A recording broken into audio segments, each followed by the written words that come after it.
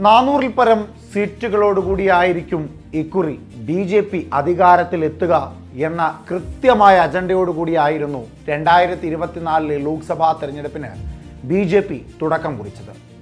അത്തരത്തിൽ ഗംഭീരമാർന്ന ഒരു മുദ്രാവാക്യം, ആ മുദ്രാവാക്യത്തിലൂടെ തങ്ങൾ തന്നെയായിരിക്കും അധികാരത്തിലേക്ക് വീണ്ടും വരിക എന്ന ഒരു ബോധ്യം ജനങ്ങളിലേക്ക് എത്തിക്കുവാൻ BJPക്ക് സാധിച്ചു. തൊട്ടുപിന്നാലെ മോദിയുടെ ഗ്യാരണ്ടി എന്ന മുദ്രാവാക്യം കൂട്ടിച്ചേർക്കുന്നു. അതോടെ ഇന്ത്യ ഒട്ടാകെ BJP തരംഗമാണ് എന്ന ഒരു അനുഭൂതി സൃഷ്ടിക്കുവാൻ BJPയുടെ ശ്രമം നടക്കുന്നു.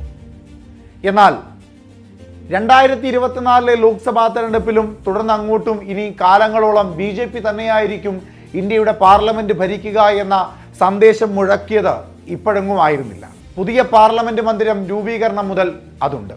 അതിനു മുമ്പ് പഴയ പാർലമെന്റ് ചരിത്രം ഒന്ന് പരിശോധിക്കാം. കൊണാട്ട് പ്രഭു തറക്കല്ലിട്ട് 6 വർഷങ്ങൾ കഴിയുമ്പോൾ, കൃത്യമായി പറഞ്ഞാൽ 1927 ജനുവരി 18-ാം തീയതി വൈസ്രോയി ലോർഡ് ഉദ്ഘാടനം ചെയ്ത ഇന്ത്യയുടെ ആദ്യ പാർലമെന്റ് മന്ദിരം. അവിടെ രാജ്യത്തിന്റെ പുരോഗതിക്കായുള്ള പല ബില്ലുകളും പാസ്സായി. അവിടെ രാജ്യത്തിന്റെ ഉന്നമനത്തിനു വേണ്ടിയുള്ള പല തീരുമാനങ്ങളും എടുക്കപ്പെട്ടു. നിരവധി പേർ പ്രധാനമന്ത്രിമാരായി, നിരവധി പേർ പ്രസിഡന്റായി. അങ്ങനെ രാജ്യം വളർച്ചയുടെ കൊടുമുടിയിലേക്ക് കയറിക്കൊണ്ടേയിരുന്നു. 13 ദിവസത്തെ അധികാരത്തിന് ശേഷം പാർലമെന്റ് വിട്ടിറങ്ങിയ വാജ്പേയി പറഞ്ഞ ഒരു വാക്യമുണ്ടായിരുന്നു: ഭരണം വരും പോകും, പക്ഷേ രാജ്യം മുൻപോട്ട് തന്നെയെന്ന്. അത്തരത്തിൽ രാജ്യം മുൻപോട്ട് കുതിച്ച് ഒടുവിൽ നരേന്ദ്രമോദി ഇന്ത്യയുടെ പ്രധാനമന്ത്രി ആയതോടുകൂടി പാർലമെന്റ് ഒരു മ്യൂസിയമായി മാറുന്നു. പുതിയ പാർലമെന്റ് ഉണ്ടാകുന്നു. പക്ഷേ ആ പാർലമെന്റിൽ BJPയുടെ കണക്കുകൂട്ടലുകളും മുൻധാരണകളുമൊക്കെ വ്യക്തമായി പ്രകടമാണ്. നിലവിൽ ഇന്ത്യയിൽ 543 ലോക്സഭാ മണ്ഡലങ്ങളാണുള്ളത്.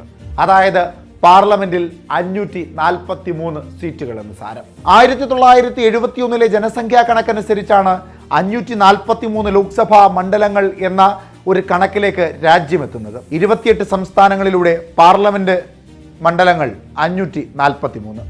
പക്ഷേ ഇപ്പോൾ വർഷം 2025. ചൈനയെ വരെ മലർത്തിയടിച്ചുകൊണ്ട് ഇന്ത്യ ജനസംഖ്യയിൽ ഒന്നാമതെത്തി നിൽക്കുന്നു. പക്ഷേ പാർലമെന്റിൽ സീറ്റുകളുടെ എണ്ണത്തിന് യാതൊരു വർധനവുമില്ല.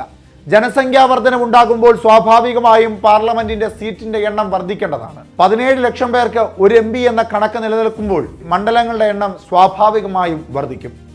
543 എന്നുള്ളത് ഇനിയും ഏറെ സീറ്റുകളായി വർദ്ധിക്കും. 1971 ജനസംഖ്യാ കണക്ക് പ്രകാരം 543 എന്ന തീരുമാനത്തിലേക്ക് എത്തിയെങ്കിലും ഇപ്പോൾ വർഷം 2024 ആണ്. 2024 കണക്ക് പ്രകാരം 71 ജനസംഖ്യാ കണക്കല്ല നിലവിൽ ഇന്ത്യയിലുള്ളത്. അതുകൊണ്ട് തന്നെയാണ് പാർലമെന്റിലെ സീറ്റിന്റെ എണ്ണം വർദ്ധിക്കുമെന്നും പറയുന്നത്. പുതുതായി നിർമ്മിക്കപ്പെട്ട പാർലമെന്റിൽ 543 സീറ്റുകളല്ല, 800-ൽ പരം സീറ്റുകളാണ് നിർമ്മിക്കപ്പെട്ടിട്ടുള്ളത്. അതായത് BJP മുൻകൂട്ടി കണ്ടിരിക്കുന്നു പാർലമെന്റിന്റെ സീറ്റ് വർധനവ് ഉണ്ടാകും എന്ന കാര്യം. അങ്ങനെ പാർലമെന്റ് സീറ്റ് വർധനവ് ഉണ്ടായാൽ അത് കേരളത്തെ ഏതൊക്കെ തരത്തിൽ ബാധിക്കും, അത് ഇന്ത്യയെ ഏതൊക്കെ തരത്തിൽ ബാധിക്കും, ആർക്കാണ് അതുകൊണ്ട് ഗുണമുണ്ടാകുക പരിശോധിക്കാം. 71 മുതൽ 2004 വരെ യാതൊരു പുനഃക്രമീകരണങ്ങളും നടക്കാത്ത ഇന്ത്യയുടെ പാർലമെന്റിൽ പുതിയ മാറ്റത്തിന് തുടക്കം കുറിച്ചിരിക്കുകയാണ് പുതിയ പാർലമെന്റിലൂടെ. പാർലമെന്റിലെ സീറ്റ് വർധനവിലൂടെ തങ്ങളുടെ സീറ്റ് വർധനവ് ഉണ്ടാകുമെന്ന മുൻധാരണ തന്നെയാണ് BJP അത്തരത്തിൽ ഒരു പുതിയ നിർമ്മിതിയിലൂടെ ഉദ്ദേശിക്കുന്നത്. നിലവിൽ ഏറ്റവും കൂടുതൽ സീറ്റുകളുള്ള സംസ്ഥാനം ഉത്തർപ്രദേശാണ്, 80 സീറ്റുകൾ. ഉത്തർപ്രദേശിൽ ആര് കൂടുതൽ സീറ്റുകൾ നേടുന്നുവോ അവരായിരിക്കും രാജ്യം ഭരിക്കുക എന്നൊരു ധാരണ കാലങ്ങളായി തന്നെയുണ്ട്. പണ്ട് ഇന്ത്യ ഭരിച്ചിരുന്ന UPA സർക്കാർ, കോൺഗ്രസിന്റെ ഏറ്റവും വലിയ ശക്തി കേന്ദ്രമായിരുന്നു ഉത്തർപ്രദേശ്. പക്ഷേ ഇപ്പോൾ അങ്ങനെയല്ല. 50%-ലേറെ വോട്ടുകളുള്ള BJP ആണ് നിലവിൽ ഉത്തർപ്രദേശ് ഭരിക്കുന്നത്. സ്വാഭാവികമായും 80 സീറ്റുകളിൽ ഭൂരിഭാഗവും പിടിച്ചെടുത്തു നിർത്തിയിരിക്കുന്നത് ഉത്തർപ്രദേശാണ്.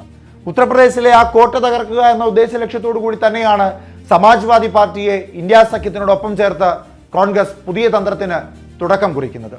എന്നാൽ അവിടെ BJPയുടെ വേരിനെ തകർക്കുവാൻ കഴിയുന്നത്ര ശക്തി സമാജ്വാദി പാർട്ടിക്ക് പ്രാദേശിക തലത്തിലും അല്ലാതെയും ഉണ്ടോ എന്നത് വലിയ ഒരു സംശയം തന്നെയാണ്. 2025 അല്ലെങ്കിൽ 26 ഈ വർഷങ്ങളിൽ സ്വാഭാവികമായും പാർലമെന്റ് സീറ്റുകളുടെ എണ്ണം വർദ്ധിക്കുവാനുള്ള സാധ്യതകൾ വളരെയേറെയാണ്. അങ്ങനെ വരുമ്പോൾ ഏറ്റവും കൂടുതൽ സീറ്റുകളുള്ള ഉത്തർപ്രദേശിൽ 80 എന്ന സീറ്റ് മാറി 143 സീറ്റുകളിലേക്ക് വർധന ഉണ്ടാകുവാനുള്ള സാധ്യതകൾ ഏറെയാണ്. 50%-ൽ കൂടുതൽ വോട്ട് ഷെയറുള്ള BJPക്ക് 80 സീറ്റുകൾ എന്ന ഉത്തർപ്രദേശിന്റെ കണക്കിനെ 143 ഉയർത്തുമ്പോൾ സ്വാഭാവികമായും 50%-ലേറെ സീറ്റുകളിലും BJP തന്നെ നേടുമെന്നാണ് കണക്കുകൂട്ടൽ. പ്രധാനപ്പെട്ട സംസ്ഥാനങ്ങളും പരിശോധിക്കാം. പാർലമെന്റ് സീറ്റുകളുടെ വർധനമുണ്ടായാൽ നിലവിലുള്ള സീറ്റിൽ നിന്ന് എത്ര സീറ്റുകളാണ് വർദ്ധിക്കുക എന്ന്. ആന്ധ്രാപ്രദേശിലെ 25-ഉം തെലങ്കാനയിലെ 17-ഉം ചേരുമ്പോൾ 42 സീറ്റുകൾ. അത് 54 വർദ്ധിക്കുവാനുള്ള സാധ്യതയുണ്ട്. അസാമിൽ 14 സീറ്റ് എന്നത് 21 വർദ്ധിക്കും. ബീഹാർ 40 എന്നത് 79 വർദ്ധിക്കും. സ്വാഭാവികമായും ബീഹാറിൽ തൃണമൂൽ കോൺഗ്രസ് ആണ് അധികാരത്തിലുള്ളത്. BJPയേക്കാൾ എത്രയോ മടങ്ങ് മുകളിലാണ് തൃണമൂൽ കോൺഗ്രസിന്റെ കരുത്ത്. ആ തൃണമൂൽ കോൺഗ്രസിനെ മലർത്തിയടിക്കുവാൻ കഴിയുന്ന തരത്തിലേക്കുള്ള വോട്ട് ഷെയർ വർധനവിനുള്ള തന്ത്രങ്ങളെല്ലാം ബീഹാറിൽ BJP തുടങ്ങിക്കഴിഞ്ഞു. BJPക്ക് കൃത്യമായ സ്വാധീനമുണ്ട്, പക്ഷേ സീറ്റുകളുടെ എണ്ണം വർദ്ധിപ്പിക്കുവാൻ കഴിഞ്ഞിട്ടില്ല. എന്നാൽ വരുന്ന വർഷങ്ങളിൽ കാര്യമായ രീതിയിലുള്ള സീറ്റ് വർധനവ് BJP ഉണ്ടാക്കും എന്ന് തന്നെയാണ് BJPയുടെ കരുതൽ. അതുകൊണ്ട് തന്നെയാണ് ബീഹാറിലെ സീറ്റുകളുടെ എണ്ണം വർദ്ധിച്ചിരിക്കുന്നത്. നിലവിൽ 11 സീറ്റുള്ള ഛത്തീസ്ഗഡിൽ 19 സീറ്റിലേക്ക് വർദ്ധിക്കും. ഗുജറാത്ത് 26 എന്നത് 43 വർദ്ധിക്കും. അതായത് ഇരട്ടി സീറ്റിനോട് അടുത്ത്. ഗുജറാത്ത് എന്നത് BJPയുടെ ഏറ്റവും കരുത്താർന്ന സംസ്ഥാനമാണ്. അവിടെയാണ് 26 43 മാറുന്നത്. ഹരിയാന 10 എന്നത് 18 വർദ്ധിക്കും. ജാർഖണ്ഡ് 14 എന്നത് 24 ഉയരും. കർണാടകയിൽ 28 എന്നത് 41 ഉയരും. മധ്യപ്രദേശിൽ 29 എന്നത് 52 ക്രമാതീതമായി വർദ്ധിക്കും. അതായത് BJPയുടെ ഏറ്റവും കരുത്താർന്ന ഉരുക്കുകോട്ട ആ മധ്യപ്രദേശിൽ 29 എന്നത് 52 ഉയരുമെന്നാണ് പറയുന്നത്. സ്വാഭാവികമായും BJPക്ക് വോട്ട് ഷെയർ കൂടുതലുള്ള മധ്യപ്രദേശിൽ സീറ്റുകളുടെ എണ്ണം വർദ്ധിക്കുമ്പോൾ BJPക്കുള്ള അധികാര കേന്ദ്രങ്ങളുടെ എണ്ണവും വർദ്ധിക്കുമെന്ന് തന്നെയാണ് BJP കണക്കുകൂട്ടുന്നത്. മഹാരാഷ്ട്രയിൽ 48 എന്നത് 76 വർദ്ധിക്കും. ഒഡീസയിലെ 21 28 ആകും. പഞ്ചാബിലെ 13 18 ആകും. രാജസ്ഥാനിലെ 25 സീറ്റുകൾ 50 ഉയരും. അതായത് നിലവിലെ കണക്കുകൾ പരിശോധിക്കുമ്പോൾ വലിയ സംസ്ഥാനങ്ങളായ 9 സംസ്ഥാനങ്ങളിൽ 7ലും കൃത്യമായ വോട്ടുള്ള BJPക്ക് കൂടുതൽ സീറ്റുകളോടെ വർദ്ധിക്കുന്നതോടുകൂടി തന്നെ സ്വാഭാവികമായും പാർലമെന്റിലേക്കുള്ള ബലവും വർദ്ധിക്കുമെന്നാണ് BJP കണക്കുകൂട്ടുന്നത്. കേരളത്തിൽ 20 എന്നത് 22 ആയേക്കാം.